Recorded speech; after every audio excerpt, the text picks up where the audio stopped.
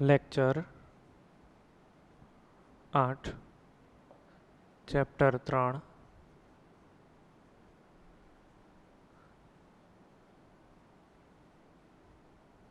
વિદ્યુત રસાયણ.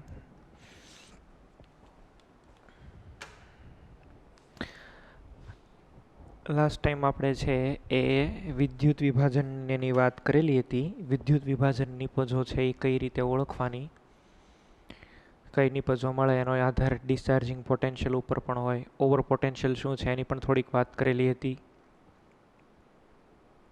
ઇલેક્ટ્રોડની ઉપર પણ ડિપેન્ડ કરે. તમે છે એ સાંદ્ર NaClનું વિદ્યુત વિભાજન કરતા હોય અને એમાં કેથોડ તરીકે જો તમે મર્ક્યુરી રાખો તો મર્ક્યુરી છે એ સોડિયમ ધાતુ છે એને જમા કરે છે પોતાની સપાટી ઉપર. એવી પણ વાત થોડીક થયેલી. હવે આપણે વિદ્યુત વિભાજન જે છે એના જથ્થાત્મક ખ્યાલો, વિદ્યુત વિભાજનના ક્વોન્ટિટેટિવ આસ્પેક્ટ્સ એની ડિસ્કશન કરવાની છે. જથ્થાત્મક ખ્યાલો એટલે વિદ્યુત વિભાજનથી પ્રાપ્ત થતી નિપજ અને કોષમાંથી પ્રવાહ કરેલો પસાર, કોષમાંથી પ્રવાહ કરેલો વિદ્યુત પ્રવાહ, આ બે વચ્ચેનો રિલેશનશીપ 1833માં માઇકલ ફેરાડે નામના વૈજ્ઞાનિકે છે એનો અભ્યાસ કર્યો. તો હવેનું જે કાંઈ ટોપિક છે એની અંદર આપણે જથ્થાત્મક ખ્યાલો એટલે નિપજોની મળતું વજન, નિપજોનું દળ અને કોષમાંથી પસાર કરેલા પ્રવાહ વચ્ચેનો સંબંધ એની વિશે આપણે આખી વાત કરવાના છીએ. એમાં ફેરાડેએ નિયમો આપેલા છે. એમાં ફેરાડેનો જે છે એ પ્રથમ નિયમ આપણે જોઈએ.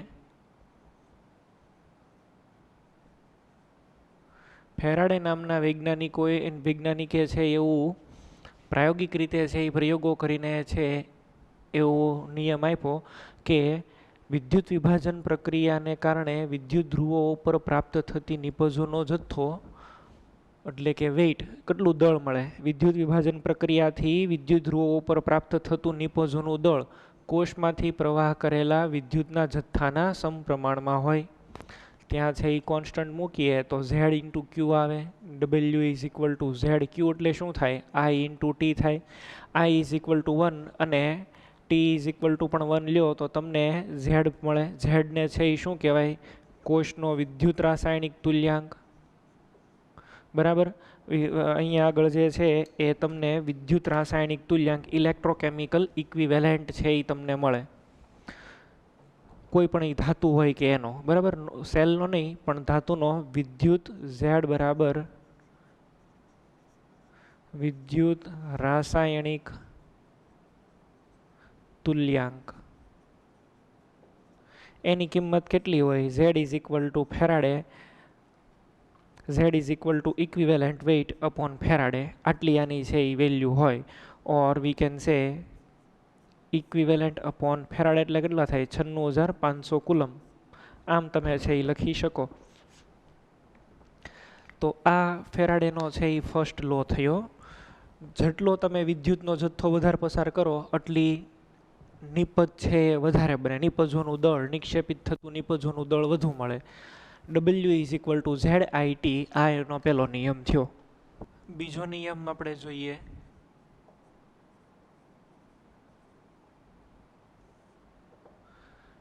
બીજા નિયમમાં જે છે એણે શ્રેણીમાં એક કરતાં વધારે જોડાયેલા વિદ્યુત વિભાજન કોષો વિશે છે એ વાત કરેલી છે.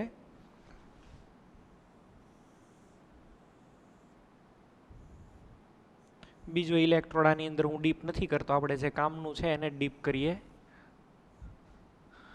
સપોઝ કે અહીંયા આગળ ZnSO4 છે અને વિદ્યુત ધ્રુવ જે હોય એ પણ છે એ શેનો હોય? Zn નો. અહીંયા આગળ છે એ AgNO3નું દ્રાવણ છે, સિલ્વર નાઇટ્રેટ. અહીંયા આગળ બીજો ઇલેક્ટ્રોડ હોય પણ એ મેં રિપ્રેઝન્ટ નથી કર્યો. આમાં પણ બીજો ઇલેક્ટ્રોડ હોય, એનોડ કેથોડ બે જ હોય પણ એને મેં દર્શાવ્યો નથી, એક જ બતાવ્યો છે. અહીંયા આગળ આ ઇલેક્ટ્રોડ શેનો છે? સિલ્વરનો. આમાંથી તમે છે એ I કરંટ પાસ કરો, શ્રેણીની અંદર જોડેલા છે. આમાં જેટલો વિદ્યુતનો જથ્થો જશે એટલો જ આની અંદર છે એ વિદ્યુતનો જથ્થો છે એ મળશે. તો શ્રેણીની અંદર છે એ તમે જોડી જુદા જુદા વિદ્યુત વિભાજ્ય ધરાવતા વિદ્યુત વિભાજનને શ્રેણીમાં વિદ્યુત વિભાજન કોષોને શ્રેણીમાં જોડી તેમાંથી એક સરખો વિદ્યુત પ્રવાહ સરખા સમય માટે પસાર કરવામાં આવે તો વિદ્યુત ધ્રુવો ઉપર પ્રાપ્ત થતી નિપજોનું દળ વિદ્યુત ધ્રુવના ઇક્વિવેલેન્ટ વેઇટના પ્રપોર્શનલમાં હોય. બરાબર. અહીંયા આગળ વિદ્યુત ધ્રુવો જે ઉપર જે પ્રાપ્ત થતી નિપજો હોય તે તેના તુલ્ય ભારના સમપ્રમાણમાં હોય. સિલ્વર ઉપર કેટલું તમને વજન મળે, આની ઉપર કેટલું વજન મળે, તો કે એના તુલ્ય ભાર જુઓ. ઝેડએન નો ઇક્વિવેલેન્ટ વેઇટ છે, માની લો કે આની અંદરથી તમે છે એ 1 કુલમ કરંટ પાસ કરો છો, તો આનો ઇક્વિવેલેન્ટ કેટલો થાય? 65/2. ઇક્વિવેલેન્ટ તો આમ જ કેલ્ક્યુલેટ થાય. બરાબર.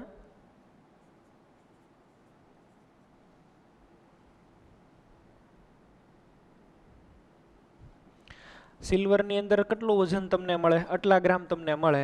સિલ્વરની અંદર કેટલું મળે? સિલ્વરનો 108/1, તો આ કેટલો મળે? 108 ગ્રામ. જેનું વધારે છે એ તુલ્ય ભાર જેનો વધારે હોય એવી નિપજ તમને વધારે મળે. તો બીજો જે નિયમ છે એ છે ઉત્પન્ન થતી નિપજોનું જે દળ છે એમ અથવા વેઇટ એ એના તુલ્ય ભારના સમપ્રમાણમાં પણ હોય. અને આની ઉપરથી તમે એવું લખી શકો, બે માટે છે અલગ અલગ માટે લ્યો તો આવું બનાવી શકો. જુઓ, weight of AG upon weight of zinc is equal to equivalent weight of AG upon equivalent of ZN. આવું પણ તમે કરી શકો ને. સમજાણી વાત, જો તમે બે જુદા જુદા વિદ્યુત રાસાયણિક વિદ્યુત વિભાજન કોષો છે એને શ્રેણીમાં જોડીને સરખો કરંટ પાસ કરો તો ઝિંક અને એજી ઉપર જે નિપજો મળે, કરંટ તો હવે સેમ થઈ ગયો એટલે એને તો તમે નથી કન્સિડર કરતા. તો હવે અહીંયા આગળ નિપજો જે મળે છે એ નિપજોનો આધાર ધાતુના તુલ્ય ભાર ઉપર હોય. જેનો તુલ્ય ભાર વધારે એવી ધાતુ તમને વધારે મળે. અહીંયા જુઓ, AgNO3 તુલ્ય ભાર વધારે છે એટલે Ag+ છે એનો તુલ્ય ભાર વધારે છે Agનો, તો એ 108 ગ્રામ ને આ કેટલું મળ્યું? 32.5 ગ્રામ. તો બીજો નિયમ શું કહે છે? જુદા જુદા વિદ્યુત વિભાજન કોષોને શ્રેણીમાં જોડી એક સમાન વિદ્યુતનો જથ્થો પસાર કરવામાં આવે તો વિવિધ વિદ્યુત ધ્રુવો ઉપર પ્રાપ્ત થતી નિપજોનો જથ્થો તેના તુલ્ય ભારના સમપ્રમાણમાં હોય. તો તુલ્ય ભાર ઉપર પણ આધાર રાખે. હવે આ જે બે એને નિયમ આપેલા છે એ 1833માં આપેલા છે, ત્યારે કોઈ મોલ કન્સેપ્ટ ને એવું નહોતું. તો હવે જે આપણે નિયમ આપીએ છીએ ને અત્યારે એ મોલના સંદર્ભમાં તત્વયોગ મિતિને ધ્યાનમાં લઈને આપીએ છીએ, રાસાયણિક પ્રક્રિયાની તત્વયોગ મિતિને. તો અત્યારનો જે નિયમ છે એ આધુનિક નિયમ છે. આધુનિક નિયમની અંદર છે એ આપણે મોલને કન્સિડર કરીએ છીએ. બરાબર છે. તો મોલને ધ્યાનમાં લઈ અને નિયમ આપવાનો થાય તો પહેલાં તો તમારે વ્યાખ્યા આપવી પડે 1 ફેરાડેની. 1 ફેરાડે એટલે શું? તો કે 1 મોલ ઇલેક્ટ્રોન દ્વારા વહન પામતા વિદ્યુતના જથ્થાને 1 મોલ ઇલેક્ટ્રોન દ્વારા વહન પામતા વિદ્યુતના જથ્થાને 1 ફેરાડે કહેવાય.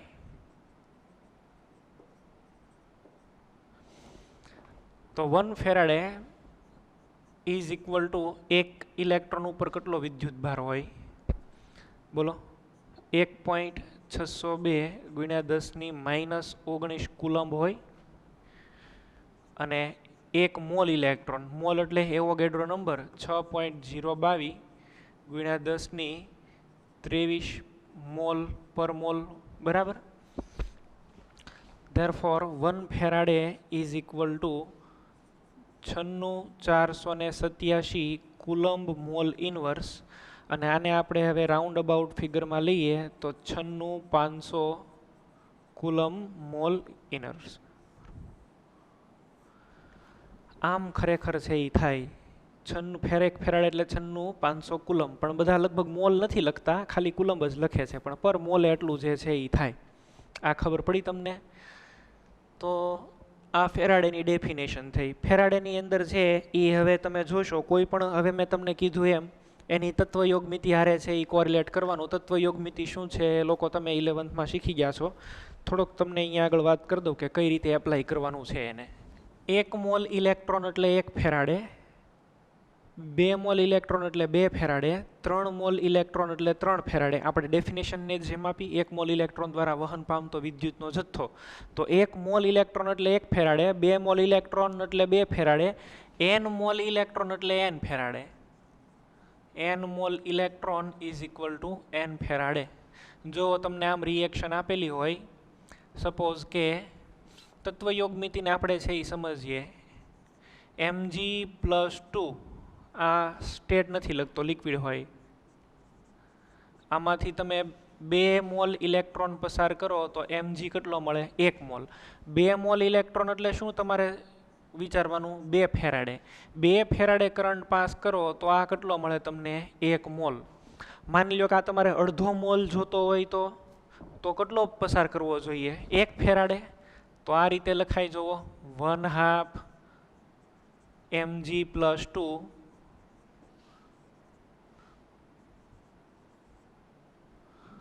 બરાબર ને? તો તમારે જે છે એ શું કરવું પડે? અહીંયા આગળ 1 ફેરાડે છે એ તમે કરંટ પાસ કરો તો આ છે એ તમને કેટલો મળે? અડધો મોલ મળે.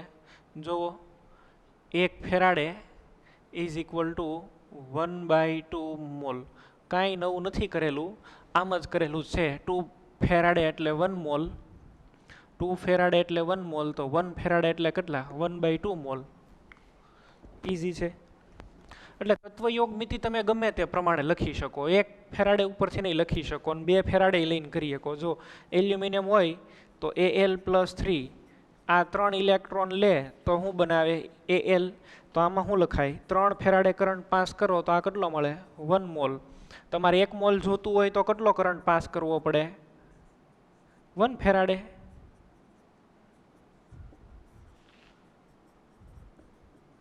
જો 1 ફેરાડે કરંટ પાસ કરો તો આ કેટલું મળે? 1/3 મોલ એલ્યુમિનિયમ મળે. આમ આ બધી તત્વયોગ મિતિ થઈ.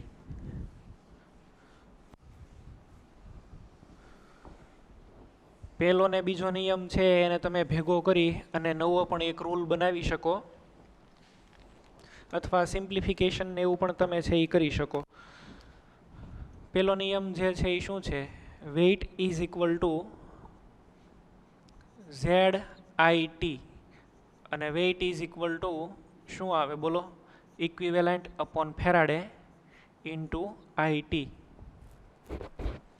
ઇક્વિવેલન્ટ અપોન ફેરાડે એટલે છે એ શું થાય? ઇક્વિવેલન્ટ એટલે atomic or molecular weight, capital M, molecular weight upon valency V into IT upon F. આમ છે એ તમે લખી શકો. આવું પણ તમે લખી શકો, weight is equal to IT upon NF.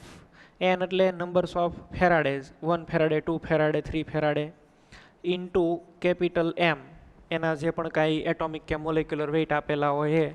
આવું પણ તમે છે એ સિમ્પ્લિફિકેશન, આ ફોર્મ્યુલાને તમે જોજો, યાદ રાખજો, આમાંથી ઘણું બધું સિમ્પ્લિફાઈ થઈને આપણને મળી શકે.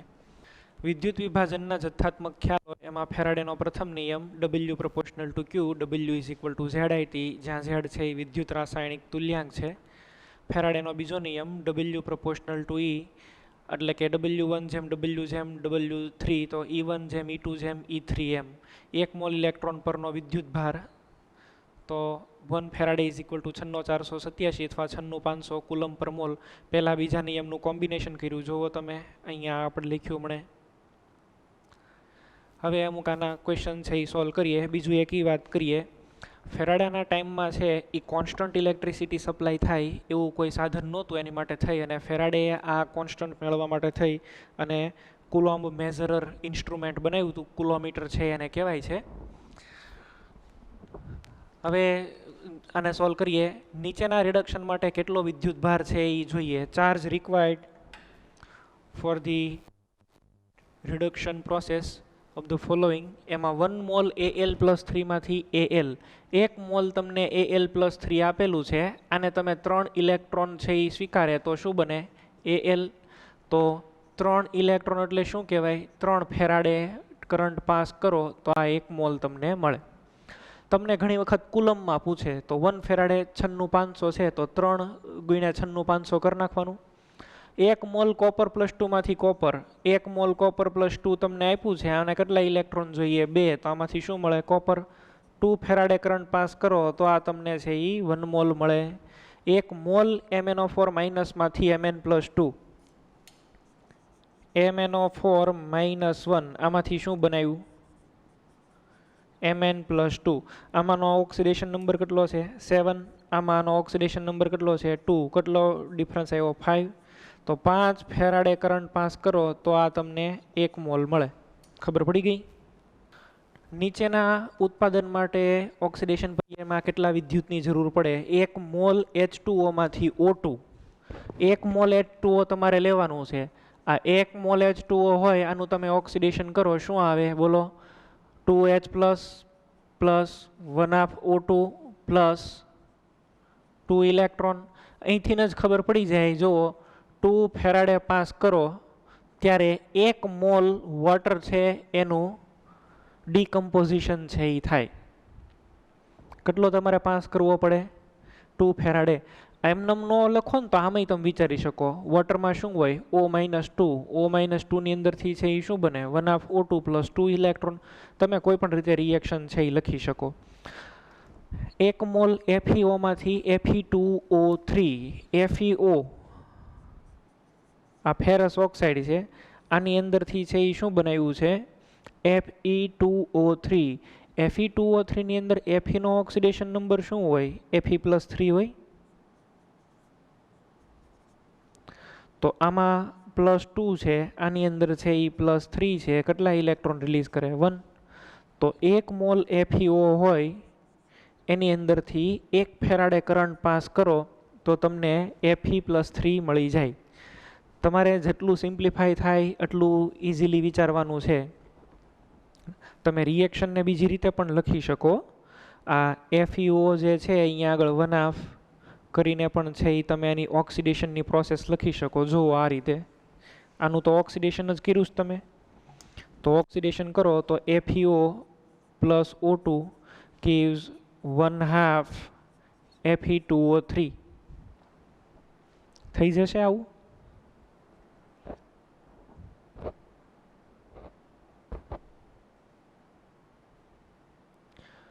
પછી અહીંયાથી અહીંયા છે એ તમે 2 થી મલ્ટીપ્લાય છે એ કરી નાખો, બરાબર? Fe2O3 અને અહીંયા આગળ છે એ આમ કરી નાખો 1/2, તો પણ છે એ ચાલે.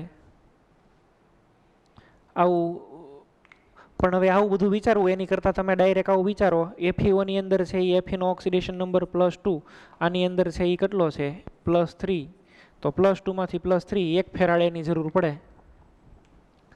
જેટલું બને એટલું શોર્ટકટ વિચારવાનું. નીચેના ઉત્પાદન માટે ઓક્સિડેશનમાં કેટલા પર્યાયમાં કુલમ વિદ્યુતભારની જરૂર? કુલમમાં પૂછ્યું છે તમને. એવું પૂછ્યું છે 90 ગ્રામ પાણી. હવે H2O હોય, 1 મોલ H2O ની અંદર છે હમણાં આપણે લખ્યું 2H plus 1/2 O2 plus 2 electron. હવે અહીંયા આગળ તમને 90 ગ્રામ પાણી આપ્યું એટલે કેટલા થાય? 5 મોલ પાણી થાય. હવે 1 મોલ વોટર હોય તો 2 ફેરાડેની જરૂર પડે. તમને કેટલા કીધા છે? 5 મોલ. તો 5 મોલે છે એ કેટલા કરંટની જરૂર પડે? 10 ફેરાડે કરંટની જરૂર પડે. અને 10 ફેરાડે ઇઝ ઇક્વલ ટુ 10 ગુણ્યા 96,500 કુલમ. આવો તમારે આ રીતે આન્સર છે એ લાવવાનો હોય. 100 ml 0.1 નોર્મલ K MnO4.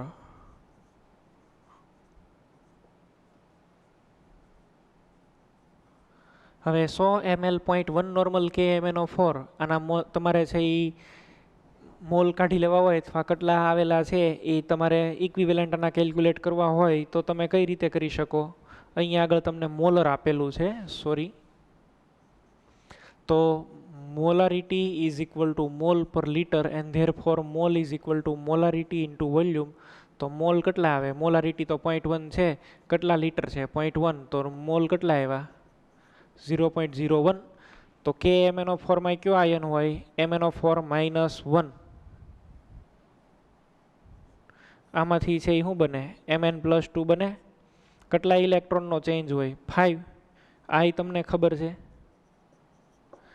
તો અહીંયા આગળ આ 1 મોલ હોય તો એને 5 ફેરાડે કરંટની જરૂર પડે. આ તમને કેટલા આપેલા છે? 0.01 મોલ. તો આમાં 0.05 ફેરાડે, અને હવે 0.05 ફેરાડે એટલે 0.05 અને અહીંયા 96500 કુલમ. એક કોયડો અહીંયા આગળ આપેલો છે 3.10 નંબરનો. કોપર સલ્ફેટના દ્રાવણમાંથી 10 મિનિટ માટે 1.5 એમ્પિયર કરંટ છે એ પાસ કરવામાં આવ્યું તો કોપર ઉપર નિક્ષેપિત થયેલા દળ છે એ ગોતો. હવે તમને આ જે મેથડથી છે એ કરવું હોય એ રીતે થાય. તમને પહેલાં અહીંયા આગળ ડેટા ક્યાં આપ્યા છે? ટાઈમ કેટલો આપ્યો? 10 મિનિટ. આ 10 મિનિટ છે એને શેમાં ફેરવવા પડે? સેકન્ડમાં.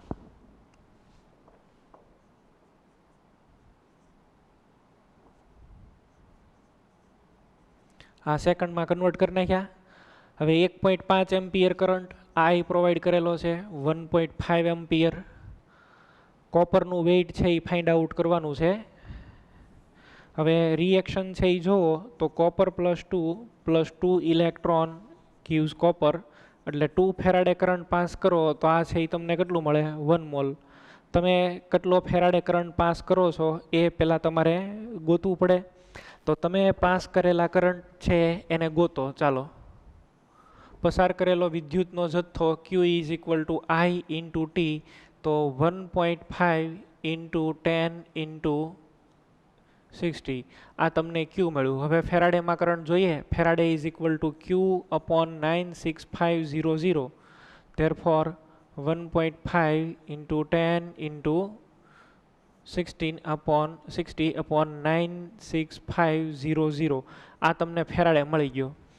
2 ફેરાડેની અંદરથી 1 મોલ કોપર મળે છે એવું તમે છે એ કહી શકો. અથવા તો અહીંયા આગળ છે એ તમે સિમ્પ્લિફિકેશન છે એ કરો તો તમને છે એ ડાયરેક્ટ ફેરાડે મળી જાય. કેટલો ફેરાડે છે એ તમે પાસ કરો છો. કાં પેલા બેને કુલમની અંદર રાખો. 2 ફેરાડે એટલે 1 મોલ કોપર, અને 1 મોલ કોપર એટલે કેટલું થાય? 63.5 ગ્રામ. તમે કેટલો પાસ કરવાના છે? 1.5 ઇન્ટુ 600/965. આટલો કરંટ પાસ કરો તો કેટલા મળે? ડાયરેક્ટ છે એ સીધો આન્સર તમને મળી જશે. બરાબર? 2 ફેરાડે કરંટ એટલે એટલા, તો આ અહીંયા આગળ છે એ કેટલા થશે? આન્સર મળી જાય. એવું ન કરવું હોય તો ડાયરેક્ટલી તમે છે એ ફોર્મ્યુલા જે કીધું હતું એને પણ તમે એપ્લાય કરી શકો.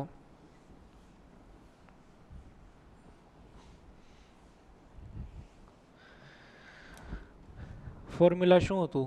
Weight is equal to IT/NF into M.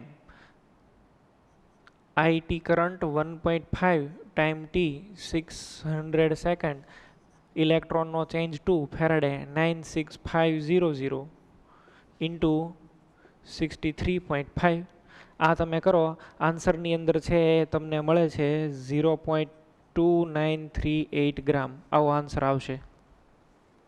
તો ડાયરેક્ટ તમે આ ફોર્મ્યુલા યુઝ કરો તો ઇઝી પડે. નીચેના રિડક્શન માટે કેટલો વિદ્યુત ભાર છે એ જોઈએ. કાંઈ કીધું નથી તો ડાયરેક્ટ કરી શકો. Al+3 માંથી Al+3 હોય તો 3 ઇલેક્ટ્રોન જોઈએ. 3 ઇલેક્ટ્રોન એટલે 3 ફેરાડે. કોપર+2 માંથી કોપર+3 નથી ને, આ મિસ્ટેક છે. કોપર+2 માંથી કોપર. 1 મોલ MnO4 માઇનસની અંદરથી Mn+2, એમાં 5 ફેરાડે કરંટની જરૂર પડશે. બધાને જુઓ અહીંયા આગળ પછી કુલમમાં કન્વર્ટ કરેલા છે. આ સ્લાઇડની અંદર જુઓ.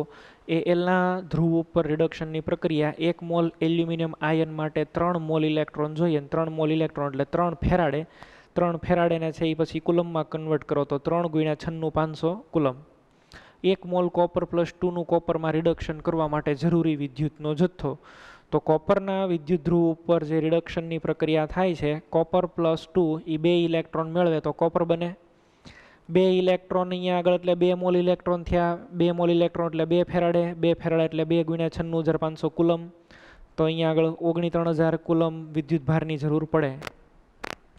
1 મોલ પર મેંગેનેટની અંદરથી Mn+2 આયન 5 ઇલેક્ટ્રોનનો ફેરફાર છે. જો રિએક્શન લખી છે અહીંયા આગળ બેલેન્સ કરીને MnO4 -1 + 8 + 8H plus 5 electron gives Mn+2 plus 4H2O. 5 mole electrons are required to bring about this conversion, and 5 Faraday electricity is equal to 5 × 9 6 500.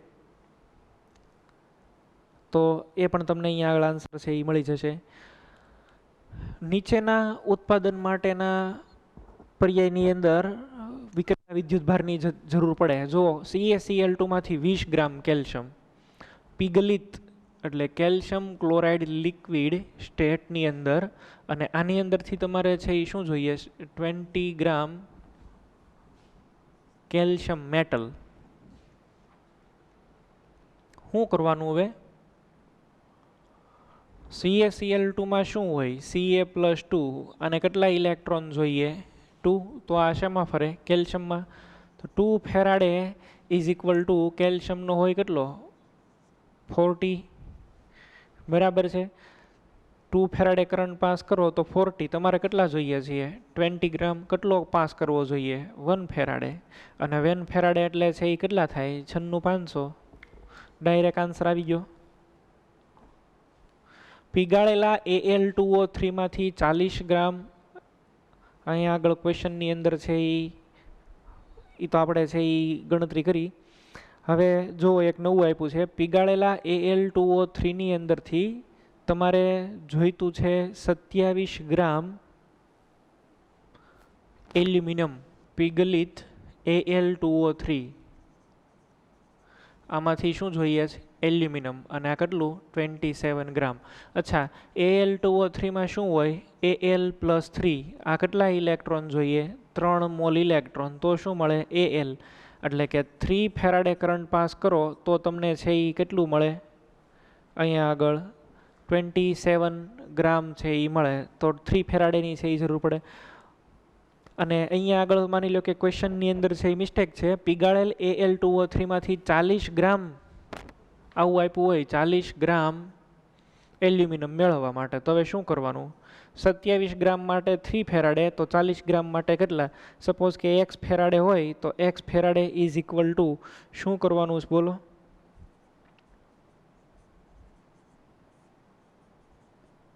એટલે આવશે 4.44 ફેરાડે આવું આવશે. તો Al2O3 માંથી 40 ગ્રામ એલ્યુમિનિયમ જોતું હોય તો આટલો ફેરાડે છે એ કરંટ પાસ કરવો પડે તમારે. નીચેના ઉત્પાદન માટે કેટલા ઓક્સિડેશનની પર્યાયમાં કેટલા વિદ્યુતની જરૂર પડે આ આપણે સોલ્વ કર્યા હમણાં બધા જ. 1 મોલ H2O માંથી O2, 1 મોલ FeO માંથી Fe2O3, આ બધા જ છે એ સોલ્વ કર્યા. 1 મોલ FeO ના ઓક્સિડેશનથી Fe2O3, તો બધા જ હમણાં આપણે છે એ સોલ્વ કર્યા. 1 Fe2O3 પ્લસ ઇલેક્ટ્રોન અને H પ્લસ, આ બધા આપણે હમણાં જ છે એ જોયું. બરાબર.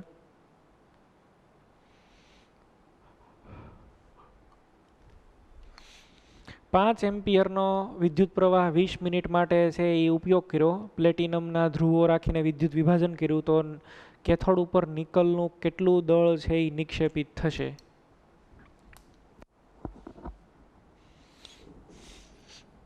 ડાયરેક્ટલી આ ફોર્મ્યુલા યુઝ કરું. W is equal to IT/NF into M. હવે નિકલ નાઇટ્રેટ છે તો Ni+2 પ્લસ 2 ઇલેક્ટ્રોન નિકલ, એટલે N તો 2 થઈ ગયો એ ખબર પડી. તો weight is equal to current કેટલો છે 5 એમ્પિયરનો, ટાઈમ 20 મિનિટ સેકન્ડમાં કન્વર્ટ કરો, અપોન N તો 2, F 96500, અને નિકલનો લગભગ 58 છે એ હોય છે 58. આને સિમ્પ્લિફાઈ છે એ કરો એટલે આન્સર આવી જાય. આયનીકરણની પ્રક્રિયા થાય તો જે Ni+2 ને નાઇટ્રેટ મળે, નિકલનું રિડક્શન થાય, 2 મોલ ઇલેક્ટ્રોન પાસ કરો તો 1 મોલ નિકલ મળે. અને અહીંયા આગળ 58.7 ગ્રામ તમને છે એ આપેલો છે.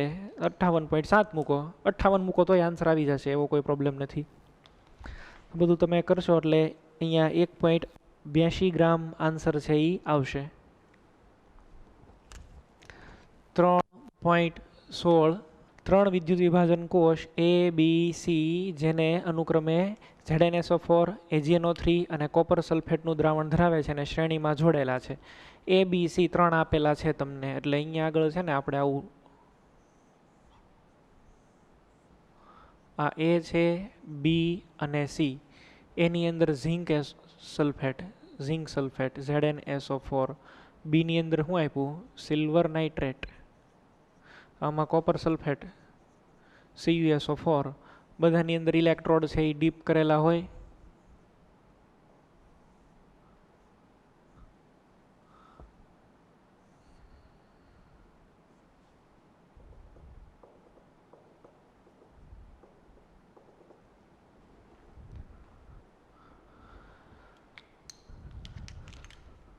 આ રીતનું આપેલું છે.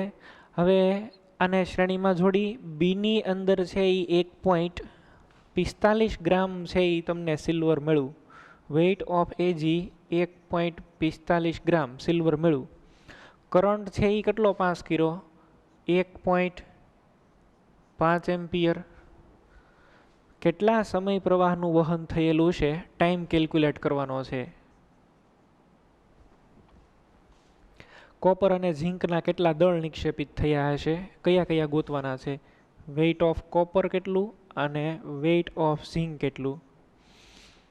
હવે આ ક્વેશ્ચનને છે એ તમે તમારી રીતે સોલ્વ કરી શકો. 2-3 જુદા જુદા લોજિક લગાડીને જેમ સોલ્વ કરવો હોય, ડાયરેક્ટ ફોર્મ્યુલાથી પણ સોલ્વ કરો.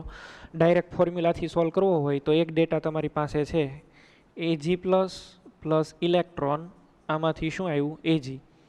1 ઇલેક્ટ્રોન એટલે 1 ફેરાડે કરંટ પાસ થયો. એનની સંખ્યા ખબર પડી ગઈ. હવે તો આવડી આ ફોર્મ્યુલા છે. જો weight of Ag is equal to IT/NF into M. તમારે ટાઈમ કેલ્ક્યુલેટ કરવો છે એ તમને આની ઉપરથી મળી જશે. અહીંયા weight of Ag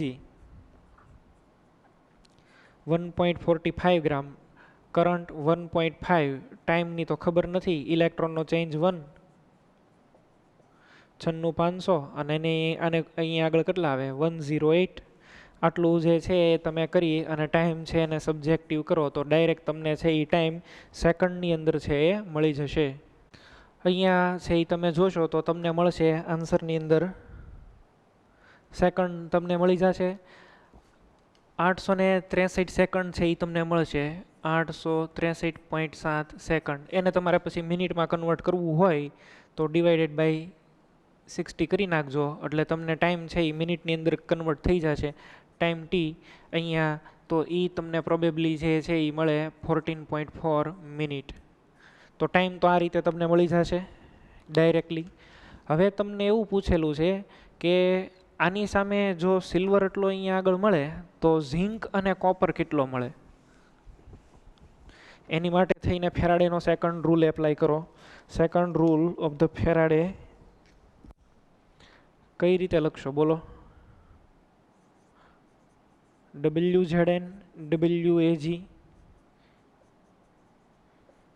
equivalent ZN equivalent AG.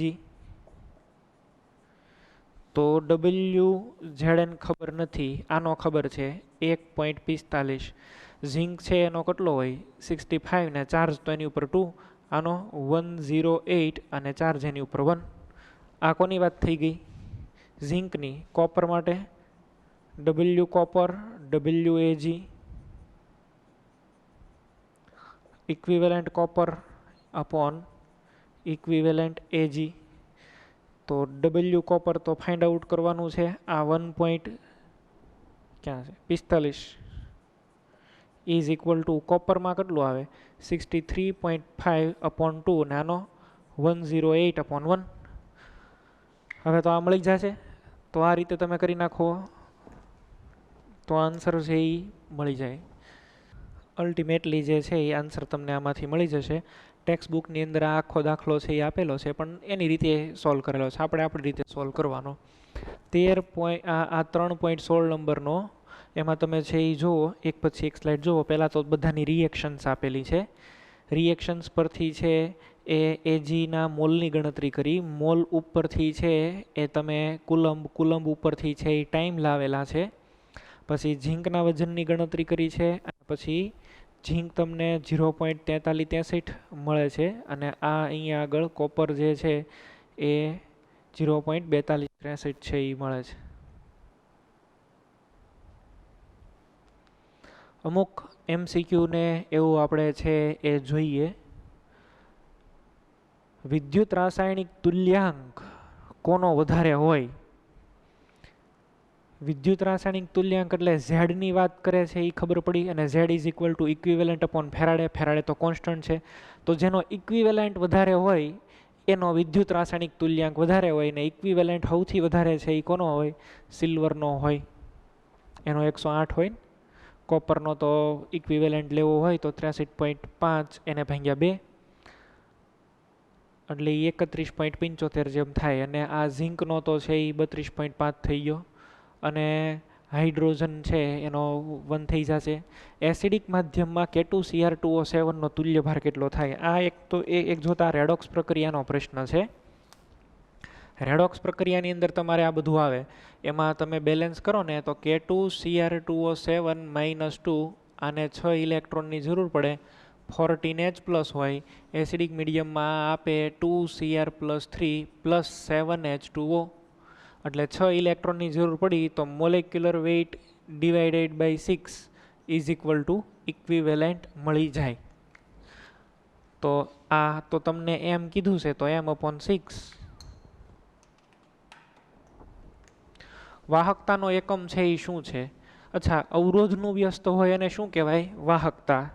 બરાબર. અવરોધનો યુનિટ જે છે R છે, એનો યુનિટ શું છે? ઓમ. અને અવરોધનું વ્યસ્ત એને વાહકતા કહેવાય. વાહકતા એને G થી રિપ્રેઝન્ટ કરાય, ઇઝ ઇક્વલ ટુ 1/R. તો આનો યુનિટ જે છે એ Gનો યુનિટ શું થાય? ઓમ ઇનવર્સ. અને ઓમ ઇનવર્સ જે છે એને બીજું શું લખાય? S, Symons. બરાબર. કયો પદાર્થ મંદ વિદ્યુત વિભાજ્ય નથી? ક્વેશ્ચનની અંદર મિસ્ટેક છે, મંદ ન હોય. કયો નિર્બળ વિદ્યુત વિભાજ્ય નથી? NH4Cl છે એ એક ક્ષાર છે, NH4Cl. આનું આયનીકરણ સંપૂર્ણ થાય કેમાં કેમાં? NH4+ આયનમાં ને Cl- આયનમાં. બાકીનો H2CO3 જુઓ નિર્બળ, NH4OH નિર્બળ, એસિટિક એસિડ નિર્બળ. 1 મોલ ઇલેક્ટ્રોન દ્વારા વહન પામતા વિદ્યુતના જથ્થાને છે એ શું કહેવાય? 1 ફેરાડે કહેવાય. વિદ્યુત વિભાજન કેવી પ્રક્રિયા છે? રિડક્શનની, ઓક્સિડેશનની અને રેડોક્સ. અહીંયા આગળ તમને એવો નથી ઓપ્શન આપેલો કે આપેલા બધા જ, ખરેખર તો એ રિડક્શન, ઓક્સિડેશન અને બે ભેગા થઈને રેડોક્સ, તો એ રેડોક્સ પ્રક્રિયા અહીંયા આગળ તમે લખવું. જો એવું આપેલું હોય કે આપેલા બધા જ, તો એમાં તમે શું ટીક કરશો? આપેલા બધા જ. શેમાંથી વિદ્યુત પ્રવાહ પસાર કરવાથી વિદ્યુત વિભાજન થાય છે? વિદ્યુત વિભાજ્યના જલીય કે પીગલિત દ્રાવણમાંથી. મેં ડેફિનેશનમાં જ તમને કહી દીધેલું હતું. ફેરાડેના નિયમ અનુસાર બીજા નિયમ માટે કયો સંબંધ સાચો છે? રિલેશનશિપ ફાઇન્ડ આઉટ કરવાનો છે, એની અંદર આમ લખાશે જુઓ, m1/m2 is equal two E1/E2. તો શું બને? m1E1 m1E2 is equal two m2E1.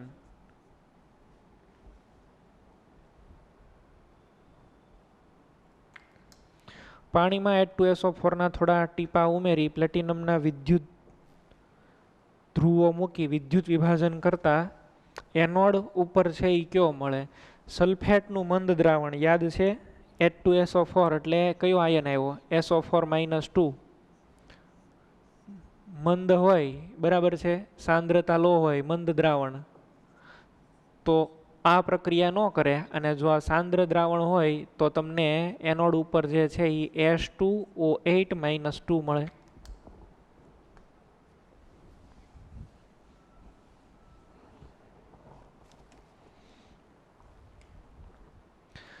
એક ફેરાડે આ વેલ્યુ લેવા માટે થઈ અને તમારે શું કરવું પડે?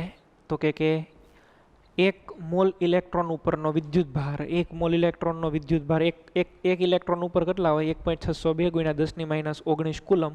એને ગુણ્યા એવોગેડ્રો નંબર કરો એટલે તમને મળી જાય. 1 કુલમ એટલે કેટલા ફેરાડે? તો હવે આ તમે જાતે છે એ કરી શકો. ક્વેશ્ચન છે એ જુઓ, AgNO3 અને ZnSO4ના દ્રાવણમાં જો સરખો વિદ્યુત પ્રવાહ પસાર કરવામાં આવે તો વિદ્યુત ધ્રુવો ઉપર જમા થતા Ag અને Znના પરમાણુની સંખ્યા અનુક્રમે x અને y હોય તો સોલ્વ કરીએ. બહુ સરસ ક્વેશ્ચન છે અને લોજિક આની અંદર એપ્લાય કરવાનું છે તમારે. જો પહેલાં તો સિલ્વર માટે લખો Ag પ્લસ 1 ફેરાડે આને જરૂર પડે તો શું મળે? Ag. તમે 1 ફેરાડે કરંટ પાસ કરો તો આ એવોગેડ્રો નંબર જેટલા મળે. તમારે મળે છે કેટલા? x. તો કેટલો ફેરાડે પાસ કર્યો હોય? તો કે Faraday is equal to x into 1 Faraday upon Avogadro number. હવે આટલો જ કરંટ તમે શામાંથી પાસ કરો છો? ઝીંકમાંથી. Zn+2 2 electron Zn 2 Faraday pass કરો ત્યારે આ તમને કેટલો મળે? એવોગેડ્રો નંબર જેટલો. તમે પાસ કેટલો કર્યો છે? x into Faraday upon Avogadro number, અને એટલો પાસ કરો તો કેટલા એટમ્સ મળે? y. તો y is equal to Avogadro number upon 2 Faraday into x Faraday upon Avogadro number. શું આવ્યું જુઓ? y is equal to x upon 2. તો therefore x is equal to 2 times y.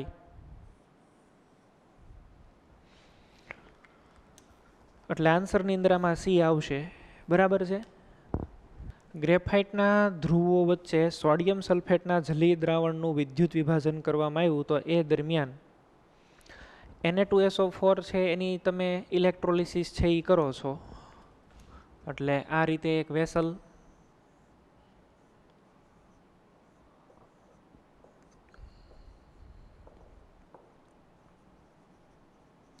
તમે સપોઝ કે પહેલાં 1 લિટર લ્યો છો. Na2SO4 છે તો આમાં શું હોય? Na પ્લસ અને SO4 -2. કમ્પેરિઝનમાં H પ્લસ અને બીજું કોણ હોય? OH minus. સલ્ફેટ તો રિએક્શન ન કરે. H પ્લસમાંથી H2, આમાંથી O2. અલ્ટિમેટલી આ જે છે એ H2 અને ઓક્સિજનની અંદર રિલીઝ થઈ જાય, પાણીનું વિદ્યુત વિભાજન થાય. બરાબર. Na2SO4ની જગ્યાએ વિદ્યુત વિભાજન કોનું થશે? પાણીનું. પાણી તો ધીમેથી આમાં ઉડવા માંડે. પાણી ઉડતું જાય એટલે આ ઘટે. 0.8 લિટર થયું, 0.6 લિટર થયું. 0.6 લિટરમાં સોડિયમ સલ્ફેટ એટલો જ હોય. તો હવે ધીરે ધીરે સાંદ્રતા શું થતી જશે? વધતી જશે. તો Na2SO4ની સાંદ્રતા છે એ વધે. ગ્રેફાઇટના ધ્રુવો વચ્ચે સાંદ્ર NaClના વિદ્યુત વિભાજન દરમિયાન ફિનોલ્ફથેલિન ઉમેરતા શું મળે? કેથોડ ઉપર છે એનું સર્જન શેનું થાય? OH માઇનસનું. બરાબર. ત્યાં તો કેથોડ ઉપર હાઇડ્રોજન પ્રક્રિયા કરે અને દ્રાવણમાં OH માઇનસ મળે. ફિનોલ્ફથેલિન એ ઇન્ડિકેટર છે, સૂચક છે. એ કેથોડ ઉપરથી ગુલાબી રંગ આપવાનું છે એ શરૂ કરી દે. બરાબર. કેથોડ આગળ ગુલાબી રંગ છે એ દેખાશે અને અંતિમ દ્રાવણ છે ને pH છે એ વધવાની હોય, ઘટે નહીં. પિગલિત K2SO4 માંથી 1 ફેરાડેનો કરંટ પાસ કર્યો તો કેટલા મોલ પોટેશિયમ મળે? પિગલિત K2SO4 માં K પ્લસ હોય, 1 K પ્લસ હોય અને 1 ઇલેક્ટ્રોન મળે તો એ Kમાં ફેરવાય તો 1 ફેરાડે કરંટ પાસ કરો તો 1 મોલ પોટેશિયમ મળે. કયા સંયોજનના વિદ્યુત વિભાજનથી Cl2 વાયુ તથા કેથોડ પર સોડિયમ ધાતુ મળે? કોનું અહીં આગળ આવે? પિગલિત NaClનું આવે. આ પહેલો જ આપણે આ જોયું હતું. 1 મોલ MnO4 -1 આયનનું Mn+2ની અંદર રૂપાંતરણ કરવા માટે જરૂરી વિદ્યુતનો જથ્થો કેટલો હોય? આમાં આનો ઓક્સિડેશન નંબર 7, આમાંથી +2 એટલે કે 5નો તફાવત આવ્યો એટલે 5, અને એને ફેરાડે જોઈએ અને તમે 96500 થી મલ્ટીપ્લાય કરો એટલે આન્સર છે એ તમને મળશે 5 × 96500. કોપર સલ્ફેટના જલીય દ્રાવણમાંથી 63.5 ગ્રામ કોપર મેળવવો હોય તો કેટલો વિદ્યુતનો જથ્થો પસાર કરવો પડે? 63.5 ગ્રામ તમને કીધું એટલે 1 મોલ કોપર થયો. કોપર સલ્ફેટ 2 ફેરાડે અને આ 1 મોલ કોપર. 1 મોલ કોપર એટલે કેટલો થયો? 63.5 જ થયો ને. 63.5 એટલે કેટલા થાય? 2 ફેરાડે. KHF2નું નિર્જળ HFમાં વિદ્યુત વિભાજન છે એ કર્યું તો એનોડ અને કેથોડ ઉપર કઈ નિપજ મળે? KHF2 હોય એટલે હવે આની અંદર HF2 માઇનસ આખો આયન આની અંદર આવેલો હોય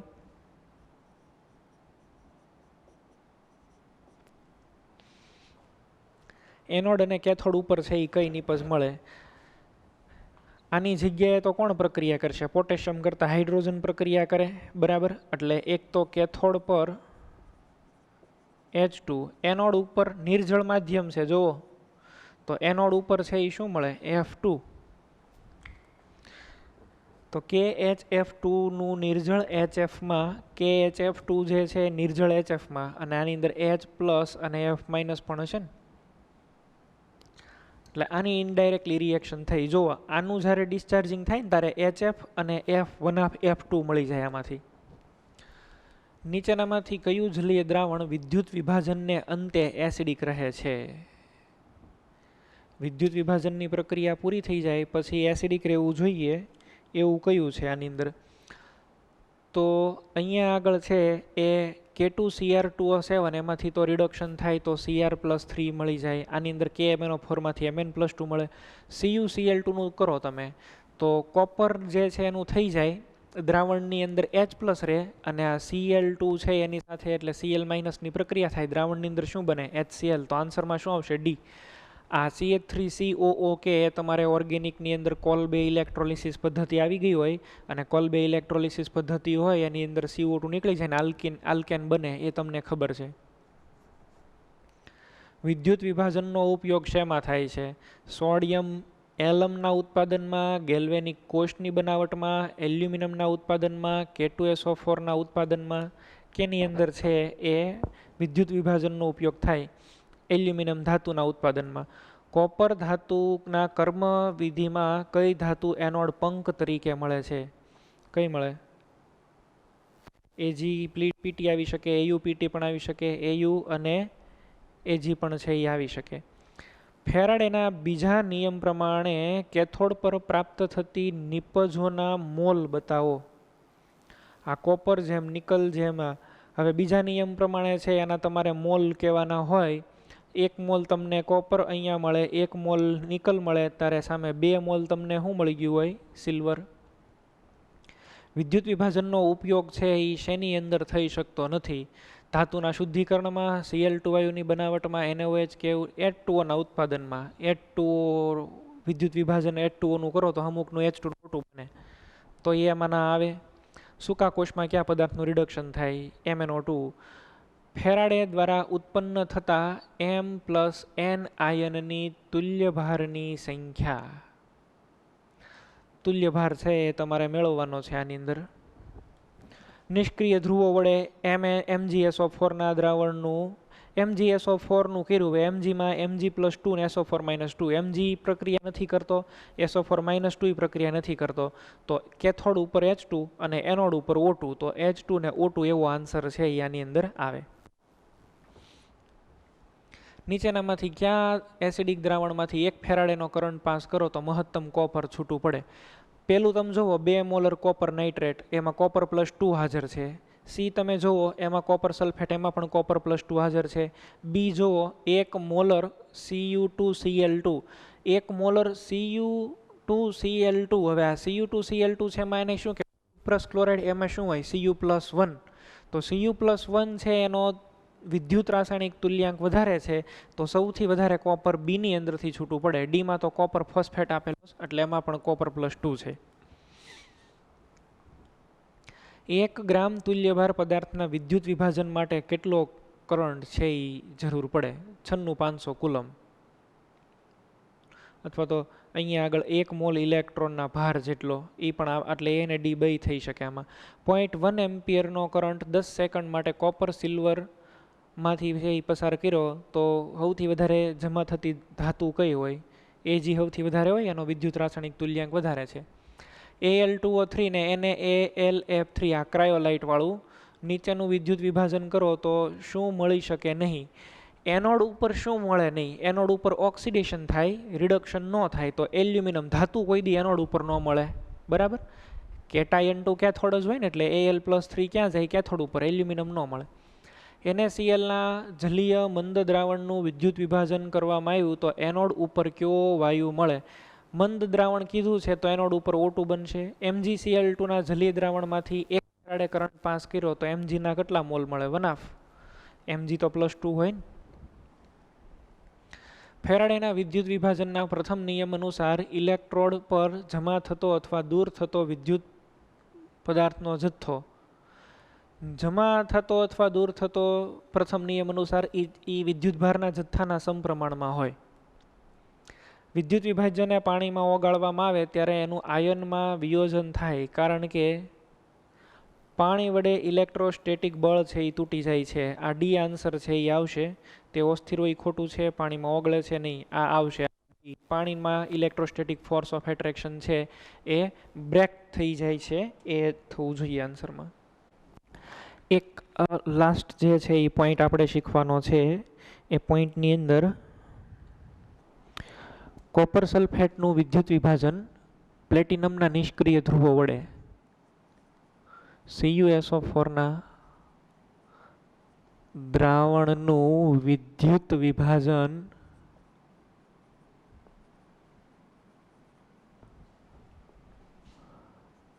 પ્લેટિનમના નિષ્ક્રિય ધ્રુવો વડે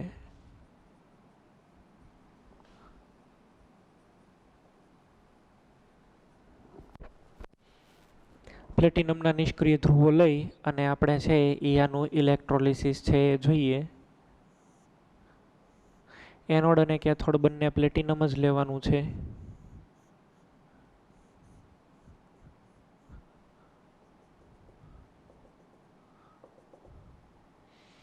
આ CuSO4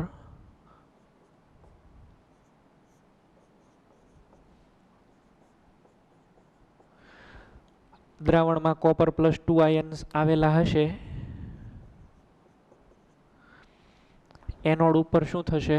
ઓક્સિડેશન. એનોડ ઉપર છે એ બેની કમ્પેરિઝન છે, સલ્ફેટની અને વોટરની. સલ્ફેટ છે એ મંદ દ્રાવણ હોય ત્યારે સુધી પ્રક્રિયા નથી કરતું, સાંદ્ર દ્રાવણ હોય તો એ પ્રક્રિયા કરે. એટલે સલ્ફેટની જગ્યાએ પાણી પ્રક્રિયા કરે.